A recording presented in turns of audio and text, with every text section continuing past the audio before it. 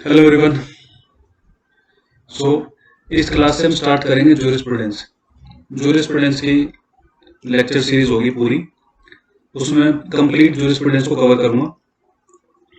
Jurisprudence आपको LLB exams में, LLM exams में, आपको आपके CA, CS, judiciary, even though judiciary में भी आपको जूरिस्प्रूडेंस का काफी रोल, काफी स्टेट में आप देखोगे जूरिस्प्रूडेंस एग्जाम में आता है। और हम इसको एक्सटेंसिवली कंप्लीटली कवर करेंगे जूरिस्प्रूडेंस को, मतलब जो जो टॉपिक आपको एग्जाम्स के लिए, अपने कॉलेज के लिए रेलेवेंट होंगे, हम इसमें कवर करेंगे सारे जूरिस्प्रूडेंस के टॉपिक्स को। तो इस वीडियो में, इस लेक्चर में मैं आपको क्या क्या टॉपिक्स हम पढ़ेंगे और क्या जूरिस्प्रूडेंस का मीनिंग है, एस्पेक्ट क्या, मैं आपको एक बेसिक आइडिया जूरिस्प्रूडेंस के बारे में इस लेक्चर में आपको दूंगा। और हम सारे टॉपिक्स देखेंगे, किस किस टॉपिक के ऊपर हमें कितना कितना, ऐसा जरूरी नहीं है कि आपको हर टॉपिक को पूरा एक्सटेंसिवली, हर जूरिस्ट को पूरा एक्सटेंसिवली कवर करना है, हर स्कूल को पूरा एक्सटेंसिवली कवर करना है। ये इतना रिक्वायर्ड होगा नहीं।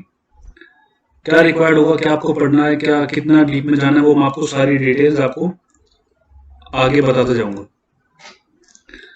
स्टार्ट करते हैं हम जूरिस्प्रूडेंस से, ठीक है। So what do you mean by jurisprudence? अगर आप कॉलेज में हैं तो आपका सब्जेक्ट होगा जूरिस्प्रूडेंस का। आप जुडिशरी के एग्जाम के लिए अगर प्रिपेयर कर रहे हैं तो उसमें आपका सब्जेक्ट होगा जूरिस्प्रूडेंस का। तो बेसिकली जूरिस्प्रूडेंस है क्या? हम जूरिस्प्रूडेंस को दो पार्ट्स में डिवाइड करते हैं।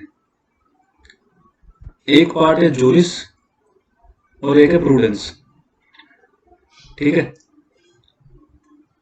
एक पार्ट है जूरिस और एक पार्ट है प्रूडेंस। दो पार्ट में हम इसको डिवाइड करते हैं। प्रूडेंस, जैसा कि आप, प्रूडेंस तो आपको पता ही होगा, नॉर्मल इंग्लिश वर्ड है। प्रूडेंस का मतलब नॉलेज होता है, नॉलेज। और जूरिस टर्म का मीनिंग होता है लॉ, लॉ, ठीक है। तो इससे पहले हम एक काम करते हैं, हम पहले टॉपिक्स देख लेते हैं सारे, क्या क्या हमें कवर करना है, ठीक है। उसके बाद हम इसको इसके डिटेल में जाएंगे। तो टॉपिक्स क्या क्या मैं कवर करूंगा, पहले हम बात करेंगे जनरल एस्पेक्ट की, जनरल एस्पेक्ट की, जिसमें हम देखेंगे व्हाट इज जूरिस्प्रूडेंस, जूरिस्प्रूडेंस है क्या। इसके बाद हम देखेंगे what is the utility and applicability, कहां पर जूरिस्प्रूडेंस की यूटिलिटी और एप्लीकेबिलिटी, कहां पर जरूरत होती है जूरिस्प्रूडेंस की। इसके बाद हम difference between jurisprudence and legal theory, difference देखेंगे लीगल थ्योरी के और जूरिस्प्रूडेंस के बीच में। लीगल थ्योरी क्या होती है, जूरिस्प्रूडेंस क्या होता है, यहां तक आपको बेसिक आइडिया हो जाएगा जूरिस्प्रूडेंस के बारे में। यहां तक आपको बेसिक आइडिया जूरिस्प्रूडेंस के बारे में हो जाएगा। इसके बाद हम चलेंगे आगे फर्दर स्कूल्स के ऊपर, जूरिस्प्रूडेंस के स्कूल्स, जूरिस्प्रूडेंस के स्कूल्स के ऊपर चलेंगे। आई होप आपने ये सब अपने एलएलबी के एग्जाम, एलएलबी के टॉपिक, सॉरी, एलएलबी के कॉलेज के ड्यूरेशन में आपने अपने सब्जेक्ट में ही पढ़े होंगे, या एटलीस्ट इनके बारे में आपको कुछ नॉलेज होगी। नहीं भी होगी तो मैं आपको सफिशिएंटली, जो आपको रिक्वायर्ड होना चाहिए उतना मैं आपको कवर करा दूंगा। पहली बात करेंगे इंग्लिश स्कूल की, इंग्लिश स्कूल, या इसको आप एनालिटिकल स्कूल भी बोल सकते हो। फिर बात करेंगे हिस्टोरिकल स्कूल की, फिर बात करेंगे फिलोसफिकल, एंड देन सोशियोलॉजिकल। ये चार स्कूल जो है ना, ये थोड़ी ज्यादा इंपॉर्टेंट है। They are more important than other kind of schools. Mostly आप देखोगे एग्जाम्स में क्वेश्चन भी इन्हीं पे से आते हैं, पीटी में भी क्वेश्चन इन्हीं में से आते हैं। तो और मोस्टली रेफरेंस भी आपको इन्हीं में से मिलेगी, मतलब 80 to 85% आपको इसी में से, आपको हर जगह आपको इन्हीं ऑथर्स की, जूरिस्ट की, इन्हीं के आपको स्टेटमेंट्स मिलेंगी एग्जाम्स में, इन्हीं का रेफरेंस ज्यादा मिलेगा, कहने का मतलब। बाकी इसके अलावा नेचुरल स्कूल और रियलिस्ट स्कूल, ये दो स्कूल और है। इनके बारे में मैं इतना डीप में नहीं जाऊंगा, मैं आपको थोड़ा बहुत इनके बारे में बताऊंगा। बाकी आप इनको अगर नॉर्मली भी किसी भी बुक से पढ़ते हो तो सफिशिएंट, आपको बुक में भी सफिशिएंट मटेरियल मिल जाएगा और आपकी समझ में भी आ जाएगा, ऐसी कोई डिफिकल्टी होगी नहीं। ये एक बार आप ये समझ लोगे तो उसके बाद इसमें कोई इशू आएगा नहीं। अगर मैं बुक बताऊं आपको कि आप कौन सी बुक पढ़ सकते हो, तो एक बुक आती है परांज पे की, परांज पे, आई थिंक स्पेलिंग ठीक है, तो आप इसको रेफर कर सकते हो। परांज पे की बुक है, आप इसको रेफर कर सकते हो। बाकी ज़्यादा डीप में जाने की ज़रूरत नहीं है। एग्जाम्स में या एमसीक्यू के लिए अगर आप प्रिपेयर कर रहे हो, प्री के लिए प्रिपेयर कर रहे हो या कॉलेज एग्जाम्स के लिए प्रिपेयर कर रहे हो, सीएस इन सब चीज़ों के लिए प्रिपेयर कर रहे हो, तो सफिशिएंट मैं जो बता रहा हूँ सफिशिएंट होगा मेरे हिसाब से। इसके बाद हम बात करेंगे जूरल कॉन्सेप्ट्स की। जूरल कॉन्सेप्ट्स, ये थोड़ा यूनिक टॉपिक होगा आपके लिए, थोड़ा टेक्निकल है ये टॉपिक, जिसमें हम इसकी राइट्स एंड ड्यूटीज़ के बारे में बात करेंगे, लीगल पर्सनैलिटी क्या होती है उसके बारे में बात करेंगे।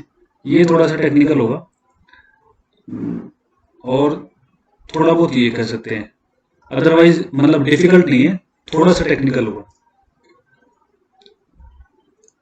ओनरशिप, पोजेशन, ये इजी टॉपिक्स हैं, ये कोई ज़्यादा डिफिकल्ट टॉपिक नहीं है, थोड़ा सा आपको लगेगा, अदरवाइज इजी टॉपिक्स हैं ये स्कूल्स भी जो हमने ऊपर देखे, स्कूल्स भी इजी टॉपिक है।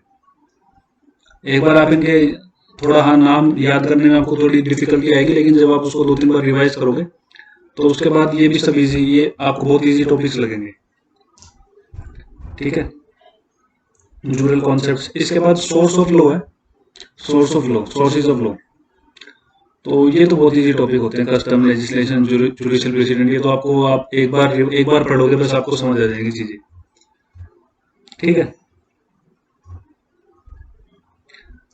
अगर स्कूल्स की बात करूं, ऑथर्स की बात, जूरिस्ट की बात करूं, स्कूल्स को अगर हम डिस्कस करें कि इनके अंदर क्या क्या होगा, तो ये और बता देता हूं मैं आपको, फिर हम स्टार्ट करेंगे टॉपिक्स। पहला स्कूल जो हमने बात करी, एनालिटिकल स्कूल या इंग्लिश स्कूल की बात करी हमने,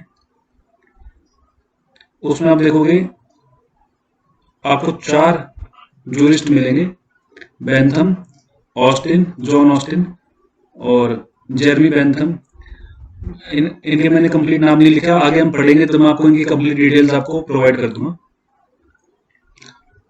इसमें मैंने शॉर्ट में लिखा हुआ है, बेंथम देखेंगे, ऑस्टिन देखेंगे, केल्सन देखेंगे और हार्ट देखेंगे। ये चारों जूरिस्ट आते हैं एनालिटिकल स्कूल में, चारों जूरिस्ट एनालिटिकल स्कूल में आते हैं। इसको आप नोट डाउन भी कर सकते हो, बल्कि कर लो तो ज्यादा बेटर होगा। हिस्टोरिकल स्कूल की बात करें, हिस्टोरिकल स्कूल में मेनली 3, मैं देखो, मैं ऐसा नहीं कह रहा कि एनालिटिकल स्कूल में सिर्फ 4 ही जूरिस्ट हैं, लेकिन 4 ही इंपॉर्टेंट है, इन्हीं के बारे में मोस्टली क्वेश्चंस, मोस्टली आपको इन्हीं के बारे में पूछा जाएगा। इनसे आगे भी अगर आगे पीछे कोई है, छोटा मोटा किसी ने कुछ कहा है, तो वो ज्यादा रेलेवेंट है नहीं। आपको अगर किसी एमसी की बुक में कुछ मिलता है तो आप उसको एक बार देख सकते हैं, अदरवाइज जो इंपॉर्टेंट जूरिस्ट हैं, जो आपके एग्जाम के लिए इंपॉर्टेंट है, वो मैं आपको बता रहा हूँ। हिस्टोरिकल स्कूल की बात करें तो सेविग्नी, उक्ता, हेनरी मेन, ये हिस्टोरिकल स्कूल में इंपॉर्टेंट है, हिस्टोरिकल स्कूल। इसके बाद आ जाते हैं थर्ड स्कूल पे। 4 स्कूल मैंने आपको इंपॉर्टेंट बताए थे कि ये 4 स्कूल इंपॉर्टेंट है, इनको थोड़ा सा डिटेल में पढ़ना होता है। और उसके बाद तो आप उनको नेचुरल स्कूल और रियलिस्टिक स्कूल को एक रीडिंग मारोगे तो भी आपको कोई डिफिकल्टी आएगी नहीं। आप परांज पे की बुक ले सकते हो, उसमें से आपको सारी चीजें, पहले आप जो मैं कॉन्सेप्ट बताऊंगा आपको बेसिक्स बताऊंगा, अगर आपको वो चीजें समझ में आ गई तो बाकी चीजें आपको बहुत इजीली समझ में आ जाएगी। थर्ड स्कूल की बात करते हैं, सोशियोलॉजिकल स्कूल। इसमें पहला है जूरिस्ट जे हेरिंग, डोगिट, रोस्को पाउंड और एलरिक। अगर मैं इनको गलत प्रोनाउंस कर रहा हूं तो मेरे हिसाब से तो ऐसे प्रोनाउंस होते हैं। और अगर आपको प्रोनाउंसिएशन ज्यादा अच्छी आती है तो वेल एंड गुड। तो जे हेरिंग, डोगिट, रोस्को पाउंड और एलरिक, ये सोशियोलॉजिकल स्कूल में पढ़ेंगे हम इनके बारे में। इसके बाद बात करें फिलोसॉफिकल स्कूल, फिलोसफिकल स्कूल में हम देखेंगे कांत, हीगल, फिक्टे। कांत, हीगल, फिक्टे। फिक्टे की शायद ठीक है, शायद इसमें एक टी आएगा, आप एक बार स्पेलिंग चेक कर लेना, शायद एक टी आएगा, ये शायद क्लरिकल मिस्टेक है, टाइपोग्राफिकल मिस्टेक है। तो फिलोसफिकल स्कूल में हम देखेंगे कांत, हीगल, फिक्टे। तो ये 4 स्कूल है जिनके बारे में हमने बात करी। Analytical school, historical school, sociological school और फिलोसफिकल स्कूल। इन 4 स्कूलों के बारे में बेसिकली बात करेंगे, थोड़ा डीप में इनको पढ़ेंगे। इसके बाद हम नेचुरल स्कूल थोड़ा बहुत देखेंगे। मैं आपको नेचुरल स्कूल के बारे में बताऊंगा। नेचुरल स्कूल में आप देख सकते हो, आप जो बुक से आपको जो चीजें पढ़नी है वो आप ग्रीक फिलोसफी, स्टोइक्स के बारे में थोड़ा पढ़ सकते हो, मतलब इन्होंने क्या कहा है सिर्फ उतनी बातें पढ़नी है आपको। डार्क एजिस के बारे में, मेडिवल टाइम, रिफॉर्मिस्ट, ये देख सकते हो। रिफॉर्मिस्ट में हॉब्स, लॉक और रोस्को की थ्योरी, ठीक है, नेचुरल स्कूल में। इसके बाद मॉडर्न नेचुरल स्कूल, ये भी नेचुरल स्कूल का ही पार्ट ही है एक। तो इसमें भी आप देख सकते हो Stemmler, Rawls, Hall, Fuller, Kohler, Northrop और कैन, ठीक है ना।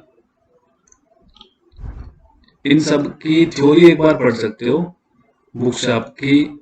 इन्होंने देखो सब जूरिस्ट हैं और जूरिस्ट अपनी कोई थ्योरी देते हैं, अपनी कोई स्टेटमेंट देते हैं, उनके अकॉर्डिंग लॉ क्या है उन्होंने बताया है। तो वो सब एक बार आप बेयर रीडिंग भी करोगे तो आपका काम चल जाएगा इसमें। इनके बारे में इतना डिटेल आता नहीं, मैंने देखा नहीं है इनके बारे में कोई डिटेल क्वेश्चन आ रखा हो कभी। फिर एक और रह जाता है रियलिस्ट स्कूल, एक और रह जाता है रियलिस्ट स्कूल। इसमें आपके 5 मिलेंगे आपको jurist, Llewellyn, Cardozo, Gray, Holmes, Frank. देखो इनके कंप्लीट नाम नहीं, इनके आगे पीछे कुछ होगा तो मैं आपको बता दूंगा, जब जैसे जैसे हम आगे करेंगे तो इनके कंप्लीट नाम भी मैं आपको बता दूंगा।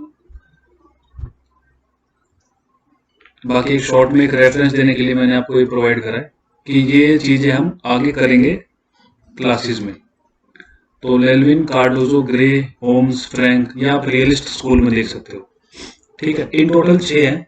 ये मॉडर्न नेचुरल स्कूल को आप नेचुरल स्कूल के अंदर ही कंक्लूड कर सकते हो। अब आपको ये इतने सारे जूरिस्ट के नाम देख के धक्का लग रहा होगा, चक्कर तो नहीं आ रही आपको, बट आप टाइमली इनको रिवाइज करोगे तो ऐसी कोई डिफिकल्टी है नहीं। आप बार बार 2-4 बार इसको अगर रिवाइज कर लोगे तो आपको कोई डिफिकल्टी आएगी नहीं। और एक बार आपको इनकी थ्योरीज पता चल जाएंगे, एक बार इनका माइंडसेट, एक बार आप आगे क्लासेस कर लोगे ना, 5-7 क्लासेस भी कर लोगे तो सारी डिफिकल्टी आपकी दूर हो जाएगी। मेनली तो आपको इन 4 स्कूलों के ऊपर मेनली तो आपको ये जो एनालिटिकल है, हिस्टोरिकल है, सोशियोलॉजिकल है और फिलोसफिकल है, इन्हीं 4 स्कूलों के ऊपर आपको अपना मेन फोकस करना है। बाकी 15% आप नेचुरल स्कूल, रियलिस्ट स्कूल और जो ये मैंने आपको ये सब जूरिस्ट बताए इनकी थ्योरीज को आप चेक कर सकते हो। सॉरी, ये आपको बुक में मिल जाएंगी और कुछ मैं आपको बता दूंगा, ठीक है। तो एक बार ऊपर चलते हैं टॉपिक्स पे, ठीक है ना। तो जनरल एस्पेक्ट ये तो हम अभी कर लेंगे, 2 टॉपिक। तो जूरिस्प्रूडेंस क्या है, उसकी यूटिलिटी, एप्लीकेबिलिटी क्या है, ये तो हम कर देख लेंगे अभी। स्कूल्स हैं, इसके बाद स्कूल्स हैं और जूरियल कॉन्सेप्ट्स हैं और सोर्सेज ऑफ लॉ। ये तो इजी टॉपिक है, इसको तो आप एक बार पढ़ोगे तो कंप्लीट हो जाएगा ये। तो इतना कोई बड़ा सिलेबस है नहीं जूरिस्प्रूडेंस का, बट हाँ थोड़ा सा ये जूरिस्ट के नाम कंफ्यूज करते हैं, इनकी थ्योरीज कंफ्यूज करती है, आपको स्टार्टिंग में लगेगा डिफिकल्ट है, but with the passage of revision, with repeated revision, you will find it to be very very easy topic. आपको बहुत स्कोरिंग सब्जेक्ट लगेगा ये। ठीक है, तो स्टार्ट करें पहले टॉपिक से। स्टार्ट करें, व्हाट इज जूरिस्प्रूडेंस। तो जूरिस्प्रूडेंस की मैं आपको बता रहा था, जूरिस्प्रूडेंस को हम दो पार्ट में डिवाइड करते हैं, जूरिस और प्रूडेंस। जूरिस और प्रूडेंस। तो जूरिस का मतलब क्या होता है? लॉ। जूरिस का मतलब होता है लॉ, और प्रूडेंस का मतलब होता है, ये इंग्लिश मीनिंग है, मतलब इंग्लिश सेंटेंस है, और सॉरी वर्ड है, इसका सिंपल मीनिंग होता है नॉलेज। नॉलेज तो क्या बनाइए? Knowledge of law. Knowledge of law, इसका बेसिकली मीनिंग ये होता है, जूरिस्प्रूडेंस जो सब्जेक्ट है, हम पहले तो आप ये समझो कि हमें ये पढ़ना क्यों है, जूरिस्प्रूडेंस का क्या रेलेवेंसी है, क्यों जूरिस्प्रूडेंस को पढ़ रहे हैं, हमारे कहाँ पर काम आएगा, ये क्या रेलेवेंसी है इसकी। जैसे सपोज सीपीसी है, आपको सीपीसी पता होगा, civil procedure code. Suppose CPC की बात करें तो वो हमें सिविल लॉज में कोर्ट में क्या प्रोसीजर यूज होता है उसके बारे में बताता है। ठीक है, सिविल लॉज का प्रोसीजर कैसे चलेगा कोर्ट में उसके बारे में बताता है। सिमिलरली सीआरपीसी की बात करें, similarly if you talk about CrPC, this particular subject, this particular law tells us about how you will proceed with the criminal case. एक क्रिमिनल केस कोर्ट में कैसे प्रोसीड करेगा, क्या पुलिस के पास पावर्स है, क्या कोर्ट के पास पावर्स है, ये सब आपको सीआरपीसी में देखने को मिलेगा। ठीक है, ये इनको बोलते हैं इनको बोलते हैं प्रोसीजरल लॉ, जो आपको प्रोसीजर बताते हैं। सिमिलरली जैसे आईपीसी है, इसको बोलते हैं सब्सटेंटिव लॉ, सब्सटेंटिव, जहां पर आपके राइट्स एंड लायबिलिटीज डिफाइंड है। तो इनका अपना अपना पर्टिकुलर एरिया है, जिस पर्टिकुलर एरिया में ये काम करते हैं। और आप देखोगे कि ये इसका पर्पज है सिविल्स का प्रोसीजर, इसका पर्पज है क्रिमिनल प्रोसीजर बताना, इसका पर्पज है क्रिमिनल सब्सटेंटिव राइट बताना।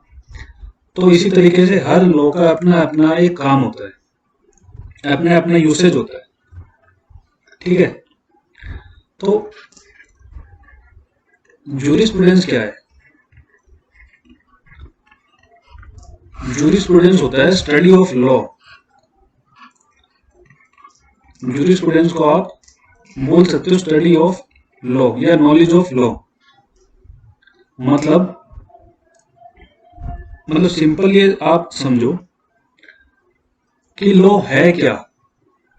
जब भी जूरिस्प्रूडेंस की बात आएगी तो जूरिस्प्रूडेंस जो टॉपिक है, जूरिस्प्रूडेंस हमेशा ये बताता है कि लॉ है क्या, ये लॉ आया क्यों। सपोज हम सीपीसी की बात करें तो सीपीसी आपको आगे तो प्रोसीजर बता रहा है कि भाई सिविल केस में आप सपोज प्रॉपर्टी सूट है तो प्रॉपर्टी सूट चलेगा कैसे, लेकिन ये सीपीसी बना कैसे, ये सीपीसी आया कैसे, इसका बेसिस क्या है, इसकी जरूरत क्यों पड़ी, इस सोसाइटी, हमारी सोसाइटी में कैसे लॉ चलेंगे, किस तरीके के लॉ होने चाहिए, लॉ का पर्पस क्या है, एसेंस क्या है, हमें सीआरपीसी की जरूरत क्यों पड़ी, सीआरपीसी है क्या, सीआरपीसी का काम क्या है। ठीक है, बेसिस क्या है सीआरपीसी का। सिमिलरली कोई भी लॉ है, उस लॉ की स्टडी जो होती है, हर लॉ, इसमें सारे लॉ इंक्लूड कर लो कि हमें उसकी जरूरत क्यों पड़ी, उस लॉ की, उससे हम क्या अचीव करना चाहते हैं, उसका नेचर क्या है, इस सारी स्टडी को बोलते हैं जूरिस्प्रूडेंस। ठीक है, इस सारी स्टडी को हम बोलेंगे जूरिस्प्रूडेंस। तो jurisprudence is what? It is the study of law. भाई सीपीसी में, कॉन्ट्रैक्ट एक्ट में आप क्या पढ़ते हो, आगे के प्रोविजंस, मतलब कॉन्ट्रैक्ट कैसे करना है। सीपीसी में सिविल प्रोसीजर कैसे चलेगा, सीआरपीसी में क्रिमिनल प्रोसीजर कैसे चलेगा, आईपीसी में आपके राइट्स एंड लायबिलिटीज क्या है, ये तो सब ठीक है, इन लॉज के अंदर मेंशन है, सब सारी चीजें ठीक है, बट जब हम बात करते हैं जूरिस्प्रूडेंस की तो ये आपको रियल एसेंस देता है कि लॉ का एसेंस क्या है। ठीक है, ये लॉ क्या अचीव करना चाहता है, ये लॉ लेजिस्लेचर को क्या जरूरत पड़ी थी इस लॉ को लाने की। ठीक है, और इसके बाद ऐसा नहीं कि लॉ से पहले जूरिस्प्रूडेंस का काम पड़ता है, बाद में पड़ता है। सपोज फॉर एग्जांपल लेते हैं, फॉर एग्जांपल हम आर्टिकल 21 की बात करें, कॉन्स्टिट्यूशन में आर्टिकल 21 है, right to life and personal liberty की बात करता है। तो आर्टिकल 21 सिर्फ एक लाइन का आर्टिकल है, बट आप देखोगे कि आर्टिकल 21 के ऊपर सुप्रीम कोर्ट ने and number of plethora of judgment पास कर रखी है। कभी सुप्रीम कोर्ट कहता है राइट टू प्राइवेसी, ठीक है, कभी सुप्रीम कोर्ट कहता है right to environment, right to free legal aid. मतलब आर्टिकल 21 के अंदर, आर्टिकल 21 एक लाइन का आर्टिकल है, सिर्फ एक लाइन का, ठीक है, लेकिन इसके अंदर से सुप्रीम कोर्ट ने, इस आर्टिकल के अंदर सुप्रीम कोर्ट ने 10 तरीके की चीजें डिराइव कर दी। भाई कोर्ट कहता है कि राइट टू लाइफ का मतलब होगा live with dignity, right to life का मतलब होगा right to privacy, right to life का मतलब होगा राइट टू ट्रेवल अब्रॉड। तो ये सारी चीजें आई कहां से, ये सारी चीजें इतनी, ये मतलब सुप्रीम कोर्ट इस तरीके के प्रेसिडेंट कैसे पास कर पा रहा है? Because of the study of law. इसको बोलते हैं स्टडी ऑफ लॉ की सुप्रीम कोर्ट ये देखता है कि आर्टिकल 21 की रिक्वायरमेंट क्या थी, इसका पर्पस क्या है, इसका बेसिस क्या है, इसका ग्रैंड नॉर्म क्या है, ठीक है ना, और क्या ये अपने पर्पस को फुलफिल कर रहा है। तो आपने देखा होगा कि कॉन्स्टिट्यूशन को हम एक डायनामिक लॉ बोलते हैं। डायनामिक इन द सेंस कि वो एवर इवॉल्विंग है, एवर इवॉल्विंग, टाइम के साथ बदलता रहता है। तो इसको बोलते हैं, ये एक एग्जांपल हुआ जूरिस्प्रूडेंस के, जूरिस्प्रूडेंस कहाँ काम आता है। ठीक है, आगे हम और देखेंगे, पहले मैं आपको दिखाता हूं।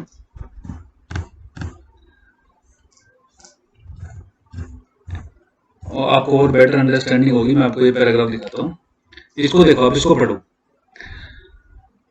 Jurisprudence is that branch of law, ये लॉ की वो ब्रांच है which studies the things behind the law, जो लॉ के पीछे थिंग है ना उसको पढ़ती है कि लॉ को लाने की जरूरत क्या पड़ी, इस लॉ से क्या अचीव करना चाहता है लेजिस्लेचर।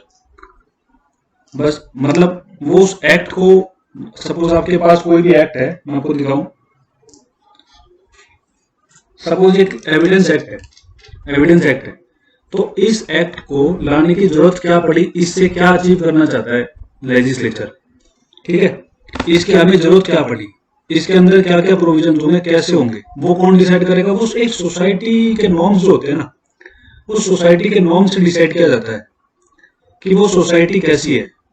इंडियन सोसाइटीज के लॉज आपको अलग मिलेंगे, अमेरिकन सोसाइटी के लॉ आपको अलग मिलेंगे, यूके के लॉज आपको डिफरेंट मिलेंगे, ठीक है। तो एक सोसाइटी अपने आप को कैसे गवर्न करना चाह रही है, वहां पर किस तरीके के जो है ना एनवायरनमेंट है, तो ये सब इन थ्योरी से डिफाइन होता है। ये जूरिस्प्रूडेंस में जो स्टडी ऑफ लॉ होती है, लॉ को पढ़ के सारी चीजें, मतलब एक लॉ कैसे होगा, क्या चीजें इस लॉ में होनी चाहिए सोसाइटी के अकॉर्डिंगली। तो jurisprudence is that branch of law which studies the things behind the law and the things within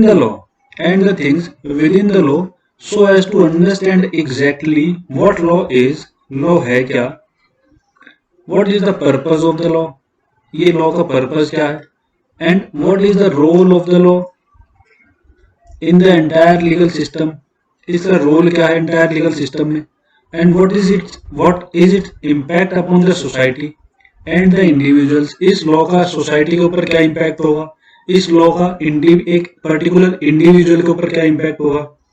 ये सारी स्टडीज होती है, इसको बोलते हैं jurisprudence. And also how law can be reformed as to improvise it and to enhance it effectiveness in the society and upon individuals. तो एक तो बात कर रहे हैं हम पहले कि लॉ की बेसिक हिस्ट्री के बारे में पढ़ना, कि लॉ आया कैसे, इस लॉ का पर्पस क्या है, इसका नेचर क्या है, इसका रोल क्या है सोसाइटी में, इंडिविजुअल के ऊपर कैसे अप्लाई होगा। एक पार्ट तो है ये। एक पार्ट है कि आगे की बात, फ्यूचर में लॉ कैसा होना चाहिए, इस लॉ में और क्या चेंजेस होनी चाहिए, इसमें क्या इम्प्रोवाइजेशन की जा सकती है, इसको कैसे और इफेक्टिव बनाया जा सकता है सोसाइटी के लिए। ये भी इस स्टडी को भी जूरिस्प्रूडेंस के अंदर लिया जाता है। तो दो पार्ट्स हो गए, एक लॉ आया कैसे, इसका पर्पस क्या है, इसका रोल क्या है, इसका लीगल सिस्टम में, इसके सोसाइटी में इफेक्टिवनेस क्या है, इंडिविजुअल के ऊपर क्या इफेक्टिवनेस है और सोसाइटी के ऊपर क्या इफेक्टिवनेस है। सेकंड पार्ट कि फ्यूचर में इसको कैसे और रिफॉर्म किया जा सकता है, और बेटर इसको किया जा सकता है, और इफेक्टिवनेस लाई जा सकती है इंडिविजुअल के लिए, सोसाइटी के लिए। ठीक है ना, ये होता है जूरिस्प्रूडेंस। इसको आप बोल सकते हो इसको आप दैट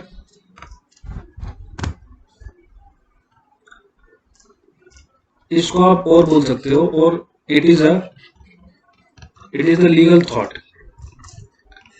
जूरिस्प्रूडेंस को बोल सकते हो it is the legal thought. ठीक है ना, एक लीगल थॉट होता है। और बोल सकते हो स्टडी अबाउट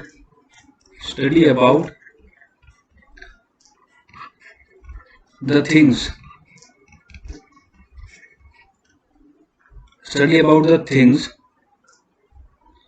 अबाउट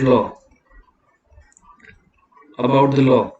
ठीक है ना, और मतलब surrounding of law, about the law and surrounding of law. मतलब लॉ की स्टडी होती है बेसिकली, ये लॉ है कैसा है, इसका सोसाइटी पे क्या इफेक्ट हो रहा है, इसके आसपास इस लॉ के आने की वजह से क्या चीजें चेंजेस हुई, एक पर्टिकुलर सोसाइटी में कैसे लॉज होने चाहिए। तो वो स्टडी ऑफ लॉज होती है ना, उसको बोलते हैं जूरिस्प्रूडेंस। ठीक है, study about integrities of law, study about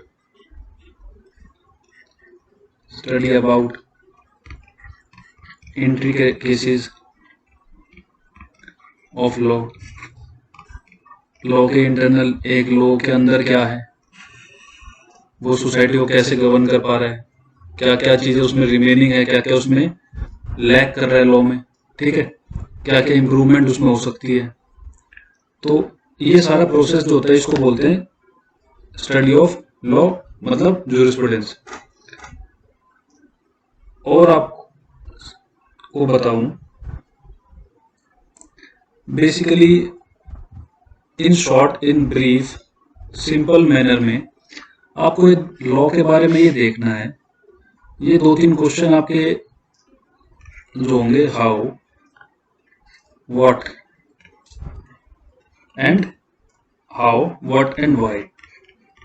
कोई भी लॉ में आप सीपीसी लो, सीआरपीसी लो, कॉन्ट्रैक्ट लो, कोई भी लॉ हो गया, इस for this matter, any law for this matter, what you have to remember, what you have to check in these laws कि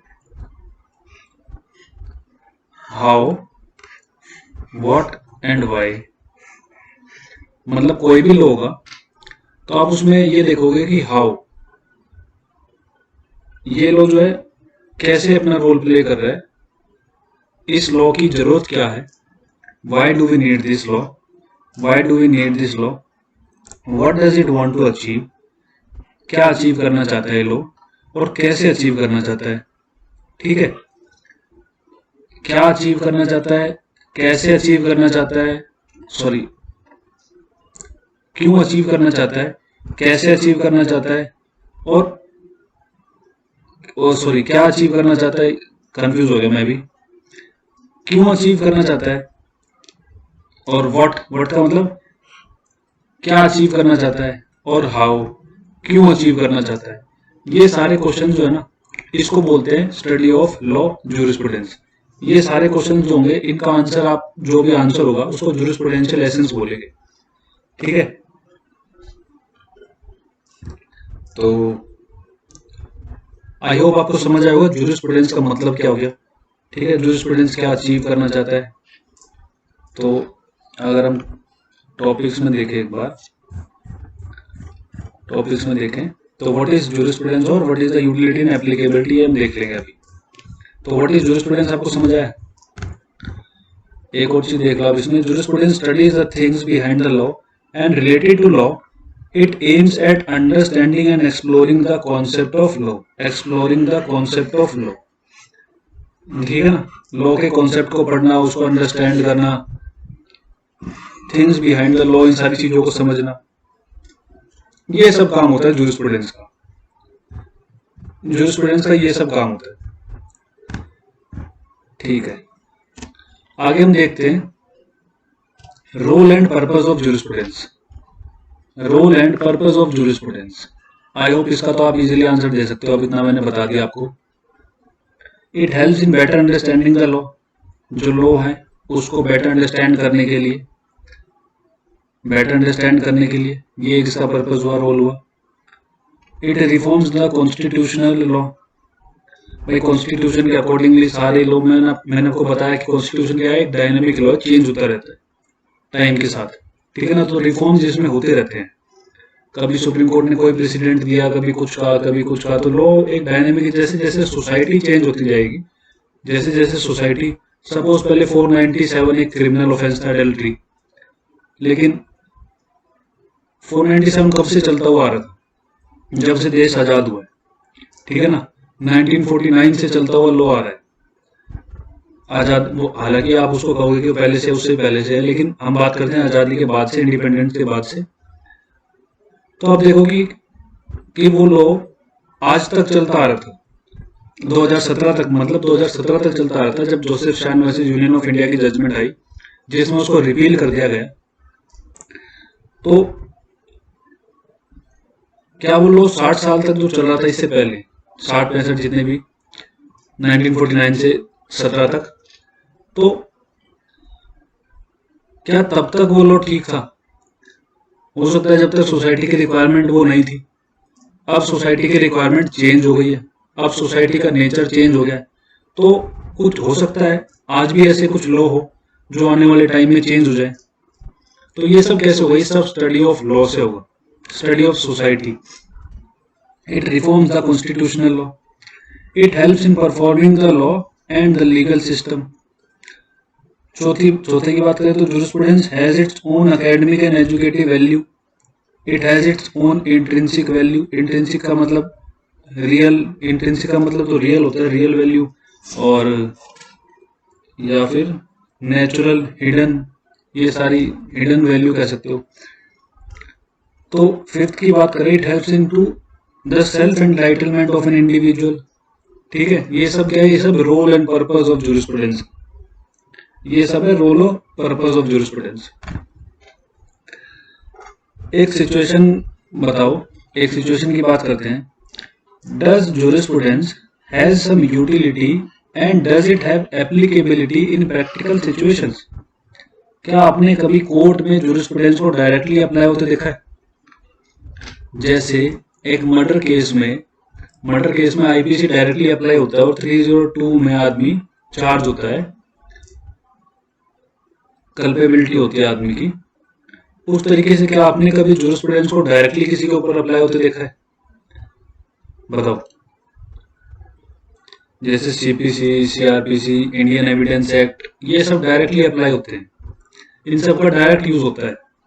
तो क्या जूरिस्प्रूडेंस को आपने ऐसे अप्लाई होते देखा है कभी? Can you apply jurisprudence in practical situation? Jurisprudence को आप प्रैक्टिकल सिचुएशन में अप्लाई कर सकते हो?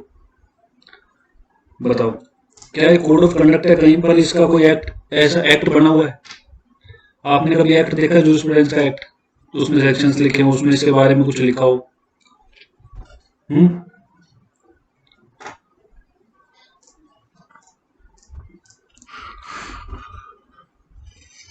Jurisprudence is in its own self not a code of conduct. ये अपने आप में कोई कोड ऑफ कंडक्ट नहीं है, अपने आप में कोई ऐसा एक्ट नहीं है, अपने आप इसको डायरेक्ट एप्लीकेबिलिटी, प्रैक्टिकल एप्लीकेशन, इसको कोर्ट में जाके अप्लाई करना पॉसिबल नहीं है। ये ऐसे अप्लाई नहीं होता है।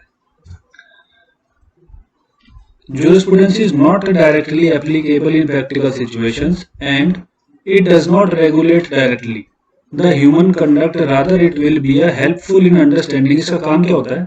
It will be helpful in understanding the essence behind the various code of conduct, essence behind the various code of conduct under the various laws and its philosophy that can only guide but it cannot bind the society। It can be an aid to interpretation of the existing laws and also an aid to formulation of new laws। जैसा कि मैंने आपको बताया कि ये essence होता है उस एक्ट के पीछे, इस एक्ट को लाने का कारण क्या है, वो होता है जूरिस्प्रूडेंस। जूरिस्प्रूडेंस को डायरेक्टली अप्लाई नहीं किया जा सकता। इसके बाद बात करें तो इसका काम होता है कि ये एड करे उसकी इंटरप्रिटेशन में, कि भाई कोर्ट अगर कहीं पर एब्सर्डिटी फाइंड करता है, कहीं पर कोर्ट फंस जाता है, तो अप्लाई करेगा जूरिस्प्रूडेंशियल एसेंस को। जैसे आर्टिकल 21 में क्या क्या इंक्लूडेड है, कोर्ट क्या अप्लाई करेगा आर्टिकल 21 में जूरिस्प्रूडेंस को, कि सोसाइटी की नीड क्या है, सोसाइटी क्या चाहती है। ठीक है, तो एड इंटरप्रिटेशन करने में हेल्प करता है।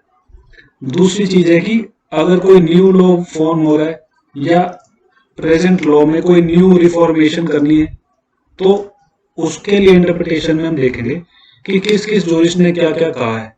तो स्टडी ऑफ लॉ सब जूरिस्ट के हम जैसे जैसे हम आगे पढ़ेंगे जूरिस्ट के बारे में, उनकी थ्योरीज पढ़ेंगे, तो आपको और बेटर अंडरस्टैंडिंग इस बारे में होती जाएगी। ठीक है, तो बात करते हैं बाद में difference between jurisprudence and legal theory की। Difference between jurisprudence and legal theory. Jurisprudence क्या होता है बता दिया मैंने आपको, यह आपको समझ में आ गया होगा। लीगल थ्योरी क्या होती है वो बताएंगे। तो ऐसा करते हैं, नेक्स्ट क्लास में कवर करते हैं इसको। ठीक है, all for today. I hope you like the session. मिलते हैं नेक्स्ट क्लास में। Take care.